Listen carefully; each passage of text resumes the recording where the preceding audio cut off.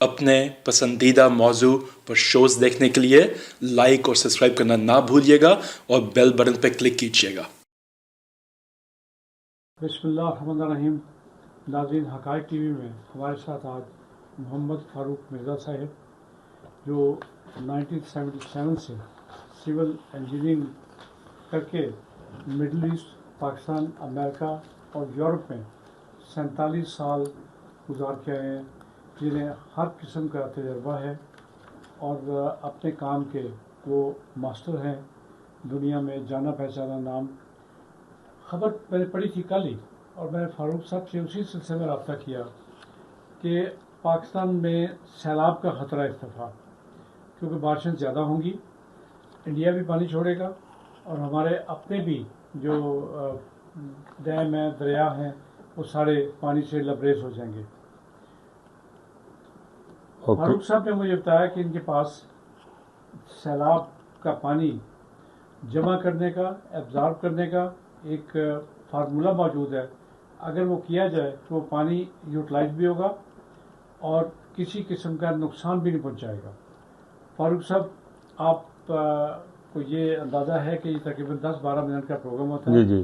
कोशिश कीजिएगा इसमें आप हमें इस फार्मूले से मुस्तफ़ीद फरमाएँ और हमारे नाज़रीन के लिए ये एक बेहतरीन मौका होगा कि वो इसको देखें भी, सुने भी, समझें भी और इसको आगे भी पहुंचाएं। जी फारूक। अच्छा, मैंने एक्चुअली स्टडी किया कि पाकिस्तान में जो दरियाओं में जो पानी आता है मानसून में या जो भी उसका फ्लो है, उसका 80% ज़ाया होता है, समुद्र में चला जाता है। ऐसा है, ऐसा ही। और खाली उसका नहीं, मैं यहाँ ये बताता चलूँ, जो दरिया सिंध का पानी है उसको भी ये सियासी जमातें अपने अपने मकासद के लिए यूज़ करती हैं, और बजाय वो ज़मीनों के काम आए, वो 80% पानी समुद्र में फेंक दिया जाता है, ज़ाया हो जाता है। और वो स्वीट वाटर है जी, वो मतलब पीने का। और वहाँ लोगों को इवन कराची में जो प्रॉब्लम है, वो पीने का पानी मुयसर नहीं है, वो ख़रीद के पीते हैं पानी। तो उसमें ये है कि मैंने पाकिस्तान का सर्वे किया तो पता चला कि पाकिस्तान में पहले सुबह वाइज मैंने एक डाटा लिया नेट से, तो पता चला कि पंजाब में कोई देहात की तादाद है 12,581 और सिंध में है तकरीबन 145 और उसके बाद जो बलूचिस्तान है उसमें विलेजेस और उसके दो तलका कहलाते हैं। गांव का सिस्टम तो नहीं है, कबायली है, लेकिन वहाँ रकबा बहुत ज़्यादा है। तो वहाँ ये जो एक मेरी तजवीज़ है, इस पे अगर अमल किया जाए तो मैं वो क्वांटिटी जो है वो बाद में बताता हूँ। तो इस तरह KPK में तकरीबन हज़ार गाँव तो उनके 145 में, लेकिन 1000 पहाड़ों से जो पानी के बारिश के बाद रेले आते हैं, उनको स्टोरेज का कोई मतलब किसी का इंतज़ाम नहीं, किसी का तवज्जो ही नहीं है, और वो हर साल जानी नुकसान भी करते हैं। उससे ये रेन वाटर जो है सैलाब और फसलें भी तबाह करता है, अरबों रुपए का नुकसान होता है। किसी को कोई सिर्फ वो अदारे जो हैं वो अमदाद मांगने पे हैं कि सैलाब ज़दगान के लिए चंदा इकट्ठा किया जाए। सोल्यूशन का कोई उनको पता ही नहीं है कि इसको कैसे इजीली बहुत चीप तरीके से काबू में लाया जा सकता है इस जिन को। अब एक सियासी बात जो ये हमारे सियासतदान हाईलाइट करते हैं जी कि वो सिंध तास माहिदा और उन्होंने दरियाओं का पानी रोक लिया। तो 4 चीज़ें जो दुनिया में है, हवा, मट्टी, पानी और आग, कुदरत ने इस पे इंसान का कंट्रोल दिया ही नहीं है। इंडिया 100 डैम बना ले, वो पाकिस्तान का पानी रोक ही नहीं सकता। That is all. मतलब एक किस्म का ये बिल्कुल झूठा दावा है कि ये वो रोक लेंगे पानी। कहाँ, कैसे रोकेंगे? उनके कितनी देर रोकेंगे? क्योंकि उनकी कैपेसिटी नहीं है। 1-2 उन्होंने बनाए हुए हैं, वो सारा जो है वो ब्लैकमेलिंग है एक दूसरे के लिए। तो इसमें मैंने उसका ये है कि उसका ये तरीका ये है कि अगर हम पुराने ज़माने में हम गांव में सबका जाने का इत्तेफाक रहा है, तो हर गांव में एक तालाब हुआ करता था ठीक ऐसे जिसमें जानवरों के लिए भी इस्तेमाल होता था पानी, और वो वेस्ट वाटर भी उसमें जाता था। वो फिर ऐसा ऐसा ख़त्म हो गए ठीक और लोगों ने वो सोकेज पिट वाला सिलसिला शुरू कर दिया। उससे और फिर मैंने ये मैं क्योंकि लाहौर में पैदा हुआ हूँ, लाहौर के कैंट में अभी तक सीवरेज नहीं है अप टिल नाउ। तो वो उन्होंने अंग्रेज़ों ने कोई आज से तकरीबन 150 साल पहले जब कैंट बनाया तो उन्होंने सोकेज वेल, और जिसे पंजाबी में गर्की कहते हैं। गर्की, लेकिन वो वेल है, हाँ। गर्की नहीं है, गर्की तो एक छोटे साइज़ का है। ऐसे ही है तो उन्होंने बहरहाल 10 बड़े घरों को जोड़ के वो सोकेज वेल आज तक काम कर रहे हैं, वो कभी ब्लॉक नहीं हुए। वो उससे मैंने ज़हन लगाया कि जहाँ जो वाटर तमाम शहरों में जब बरसात का पानी है उसकी डिस्पोजल के लिए ये पाइपलाइनें बिछाते हैं, महंगा तरीका है वो फिर भी कंट्रोल नहीं हो सकता। तो उसकी बजाय अगर वो तमाम वाटर लॉगिंग एरियाज़ को मार्क करके वहाँ सोकेज वेल बना दिया जाए तो एक कतरा पानी का ज़ाया नहीं होगा, और वाटर टेबल जो जिस तरह अगर उसमें सारा पानी चला जाएगा। वो और जो पानी की सतह वो जो नीचे जा रही है वो स्वीट वाटर टेबल जो है लाहौर में सतह 200 फुट से नीचे स्वीट वाटर की 200 से 300 फुट के दरमियान है। तो वो एक साल के अंदर सिर्फ एक ही जो सीज़न है मानसून का ये वाटर टेबल ऊपर ले आएगा, क्योंकि वो जितने भी ये कैचमेंट एरियाज हैं जहाँ पानी निशेबी इलाकों में खड़ा होता है, तो ये बड़ा सिंपल है, ये मैन पावर से या सस्ते तरीके से वो वेल बना के उसके लिए कि ना कोई पावर की ज़रूरत है ना किसी पंप की ज़रूरत है।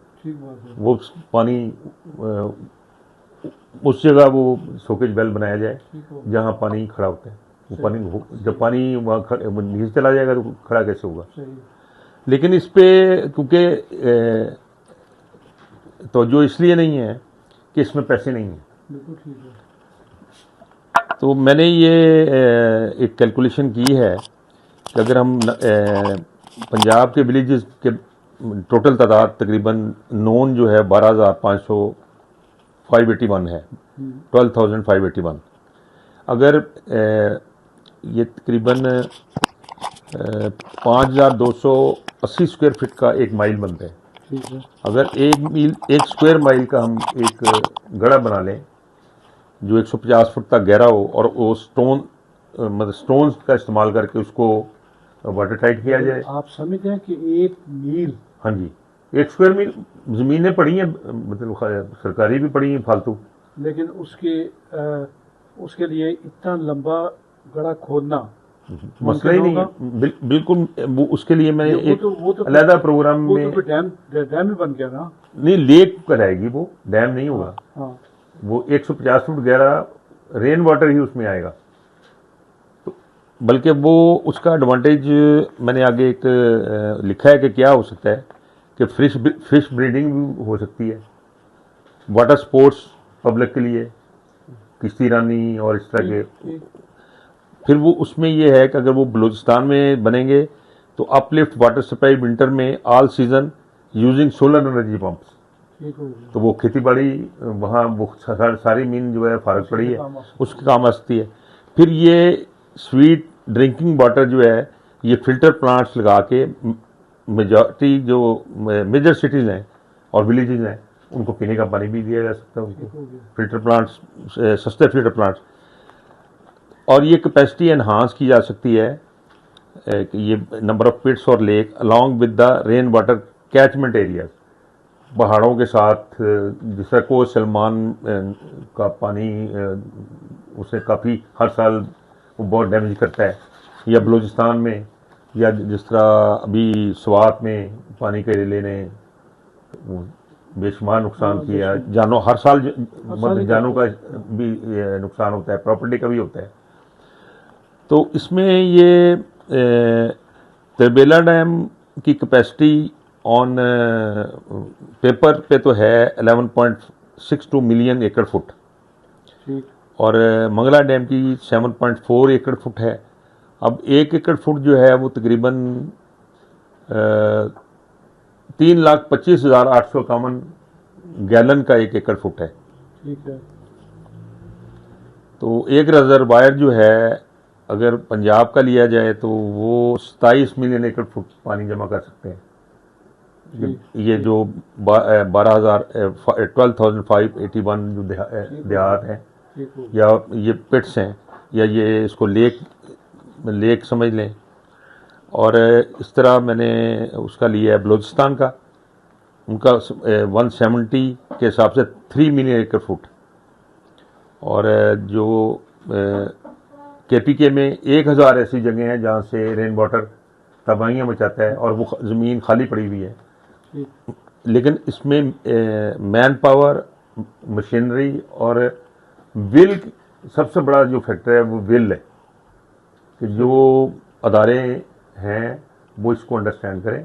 ठीक। ये कोई ऐसी रॉकेट साइंस नहीं है, सिंपल वे है जो सदियों से जब से साइंस ने तरक्की की है ये हर जगह उन्होंने अगर आपको पानी याद हो तो बलूचिस्तान में इसको कारेज के वो एवापोरेटर होने से बचाते थे और उसमें जमा रखते थे पानी। हाँ। और सदी काफ़ी अर्सा वो अब भी वो कारेज काम कर रही हैं। काम कर रही है। तो अब ये सोच लें कि अगर सिर्फ इन देहात के बाहर एक 1 स्क्वायर माइल का 150 फुट गहरा जो लेक है या उसको आप पिट कह लें, उसमें स्टोरेज की जाए तो वो तकरीबन 50 मिलियन एकड़ फुट बनती है ठीक। चारों सूबों में। ठीक हो गया। तो इससे ज़्यादा और अच्छा एक एडवांटेज उसका और भी है कि पीने का पानी हाँ, जो कराची जैसा जो शहर है वो पीने का पानी अब हर जगह पीने का पानी बिकता है। हाँ। लाहौर में भी वो जो लोग पावर में हैं उन्होंने नहीं, अब तो आप सड़कों पे देख लें, आप तो मजदूरों को देख लें, वो भी बेचारा पानी खरीद के पीता है। वो क्योंकि वो कंपनियां अरबों रुपया रिश्वत देती हैं। That's it। हाँ। अदरवाइज किसी ने बताया था मुझे, मैं पाकिस्तान से बाहर और उसमें से भी 99% का पानी सब स्टैंडर्ड है। सब स्टैंडर्ड मीन्स कि वो नलके का पानी है। That's it। हाँ जी, टैप वाटर है। That's अच्छा, दूसरा ये इसलिए भी नहीं करते, उनसे ये ब्राइब वो देते हैं लोगों का पैसे ही आगे वो यूज़ करते हैं क्योंकि वो पानी जो है वो मतलब समझें कि वो तो ज़रूरत है। तो इसलिए ये मामला जो है ये रेन वाटर वाला कंजर्वेशन का और दरिया एक और फिर इससे आगे एक स्टेप है कि दरिया में जो सैलाब आते हैं उन सैलाब को कैसे कंट्रोल किया जाए, ये पूरी दुनिया का मसला है। मेरा सवाल तो यही था ना। हाँ जी, क्योंकि अभी अखबार में यही आ रहा है कि इस वक्त सैलाब का खतरा है। तो उसमें ये है कि एक एज ए इंजीनियर मैं मुझसे बहुत ज़्यादा अक्लमंद लोग भी होंगे लेकिन क्योंकि उनको अपॉर्चुनिटी नहीं है बात करने की, तो ये इत्तेफाक से आपने ये मौका दिया है।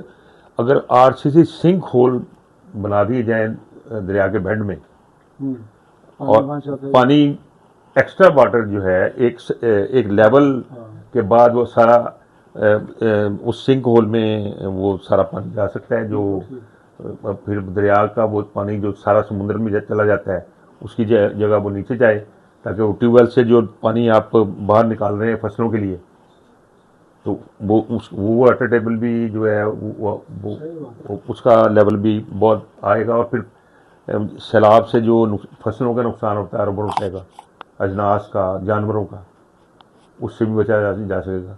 अगर दरिया के बेड में अव्वल तो किसी ने इस तरफ कोशिश नहीं की, सिर्फ चाइना ने अपना सबसे बड़ा दरिया जो उनका है वो हर साल 4 से 5 करोड़ लोगों को हलाक करता था सैलाब। उन्होंने मौजे तुंग ने मैन पावर यूज़ करके वो डैम बनाया जो दुनिया का सबसे बड़ा डैम है और वहाँ जो उस डैम से बिजली पैदा होती है वो नंबर 1 पे है।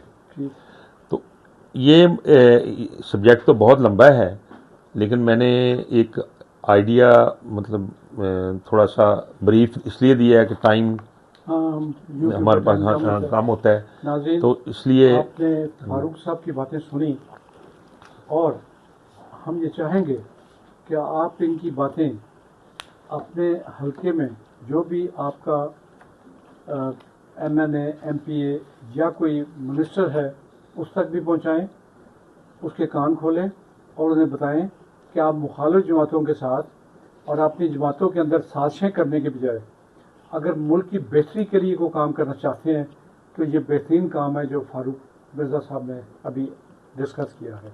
और ये चीपेस्ट भी है। और ये आपने सुन लिया कि ये चीपेस्ट वे है जिसमें मुमकिन है मेरी बात आपको बुरी भी लगे, ये मुमकिन है कि आपको कमीशन इसमें कम मिले लेकिन मुल्क की मफाद में बहुत ज़्यादा होगा।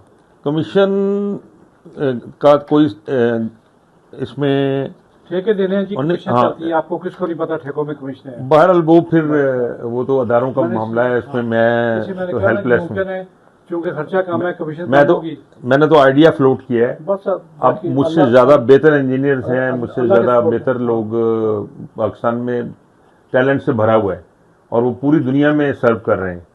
सही हो गया। वहाँ उनकी इन बातों की कदर है। बहुत मेहरबानी फारूक साहब, आपके बहुत शुक्रिया जी आपका टाइम देने का। और ये मेरे पास और भी बहुत सारे आइडियाज़ हैं। आपसे कम से कम हफ्ते में एक दफा रिक्वेस्ट करेंगे जी जी, कि आप हमें टाइम दें।